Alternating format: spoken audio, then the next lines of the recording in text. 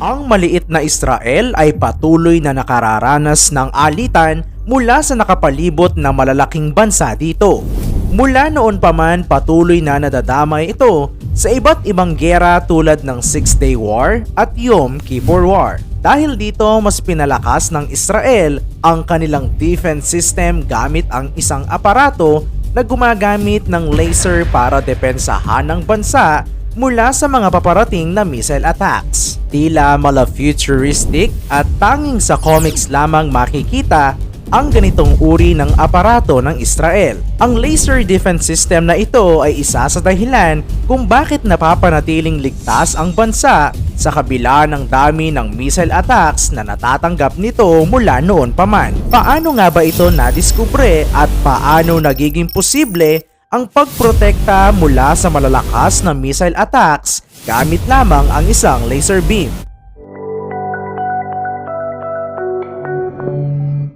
Iron Dome System. Sa kabila ng libu-libong mga rocket na bumagsak sa Israel, umaasa ang bansa sa Iron Dome System upang maprotektahan ang bansa. Isa itong missile defense system na isa sa pinakamahalagang kasangkapan sa arsenal ng Israel at nakapagligtas na ng maraming buhay ng sibilyan sa iba't ibang labanan sa nakalipas na dekada. Ayon sa Israel Defense Forces, mayroong success rate na 95.6% ang laser defense system na ito. Paano ito nadiskubre? Noong 1970s pa lamang sinimulan na ng Israel ang pag-aaral at pagdiskubre sa isang natatanging defense system na ito. Kasama ang mga kumpanya tulad ng Rafael Advanced Systems at Israel Aerospace Industries, sila ang nagdevelop at unang nagsaliksik sa natatanging aparato. Naideklarang operational ang Iron Dome noong 2011 at unang nagamit sa taong ding yon nang matagumpay na napatigil ang rocket attack mula sa Gaza. Noong ika-10 ng Marso taong 2012, iniulat ng The Jerusalem Post na ang sistema ay pumigil sa 90% ng mga rocket na inilunsad mula sa Gaza na tutungo sana sa mga matataong lugar ng Israel. Noong 2012, sinabi ng Israel na umaasa itong palawakin pa ang kahusayan ng Iron Dome mula sa maximum na 70 hanggang 250 kilometers at gawin itong mas epektibo pa sa pamamagitan ng pagpigil sa iba't ibang rocket attacks na galing sa dalawang direksyon ng sabay-sabay. Paano ito gumagana? Ang Mobile Air Defense System ay binubuo ng 10 mga baterya na bawat isa ay may 3 hanggang 4 na maaaring magmaneuver na mga missile launcher. Ang kanilang estratehikong pagkakalagay ay nagbibigay ng depensa laban sa mga rocket, mortar at drones.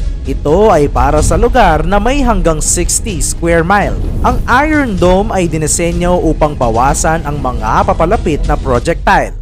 Ito ay may radar na nakakadama ng mga rocket at pagkatapos ay gumagamit ng isang command and control system na mabilis na nagko-compute kung ang papalapit na projectile ay nagdudulot ng panganib o tatama lamang sa hindi matataong lugar. Kung ang rocket ay nagdudulot ng panganib, ang Iron Dome ay nagpapaputok ng mga missile mula sa lupa upang sirain ang papalapit na atake mula sa himpapawid.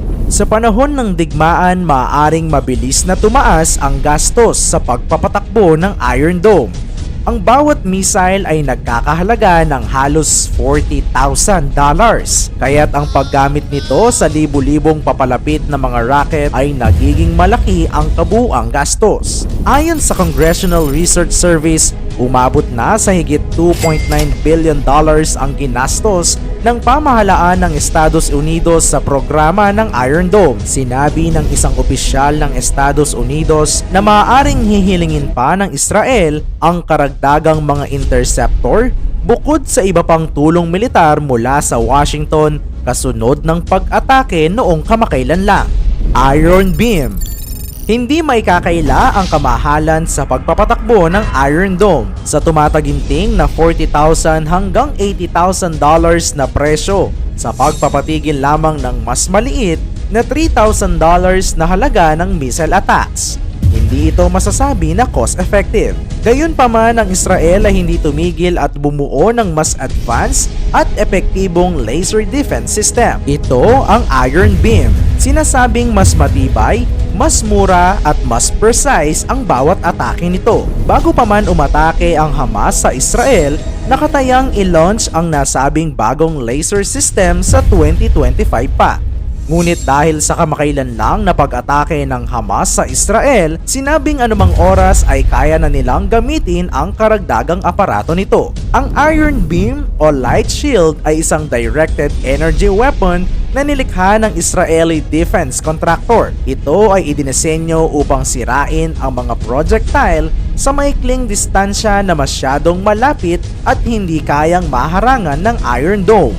Ang Iron Beam ay isang sistema ng depensa na nagbubura ng iba't ibang mga banta ng may mas angkop na presisyon. Ito rin ay nagbibigay proteksyon sa mga puwersang militar at populasyon ng Israel. Batay sa 5 taon na pananaliksik at pagpapaunlad sa solid-state lasers, ang sistemang ito ay binuo ng Rafael na pinondohan ng Ministry of Defense at sinuportahan ng Estados Unidos. Ang isang Iron Beam battery ay binubuo ng Air Defense Radar, isang Command and Control Unit at 2 high-energy laser systems. Sa ngayon, wala pa ring malinaw na detalye kung nagagamit na ang Iron Beam system laban sa atake ng Hamas sa Israel. Ang defense technology gamit ang laser gaya ng mga Iron Dome at Iron Beam ay nagbibigay ng mahalagang solusyon sa mga hamon at banta na kinakaharap ng Israel dahil sa mga patuloy na digmaan at kaguluhan sa kanilang rehiyon. Sa pamamagitan ng paggamit ng teknolohiyang ito na nagbibigay ng mas mataas na presisyon, mababang pinsala sa paligid at mas mababang gastos sa bawat pag-launch, ang Israel ay nakakakuha ng isang mas epektibong paraan ng pagdepensa ng kanilang mamamayan. Sa kabila ng mga hamon at pagsusuri sa mga sistema, ang pagdevelop ng teknolohiyang ito ay patuloy na nagpapakita ng dedikasyon ng Israel sa pagsulong ng kanilang kakayahan sa larangan ng depensa. Ang patuloy na pananaliksik at pagpapaunlad ay nagpapakita ng kanilang hangarin na manatiling nangunguna sa teknolohikal na pagsusuri at mapanatili ang kanilang posisyon bilang isang pangunahing tagapagtanggol sa kanilang rehiyon. Ang pagpapalakas ng kanilang laser defense system ay nagbibigay daan sa Israel na magpatuloy sa kanilang misyon na protektahan ang kanilang bansa laban sa mga banta at panganib na maaaring harapin. Ito ay isang patunay ng kanilang pagtitiwala sa teknolohiya upang mapanatili ang kapayapaan at seguridad ng kanilang mga mamamayan at ang kanilang determinasyon na manatiling matatag at handa sa anumang hamon sa hinaharap.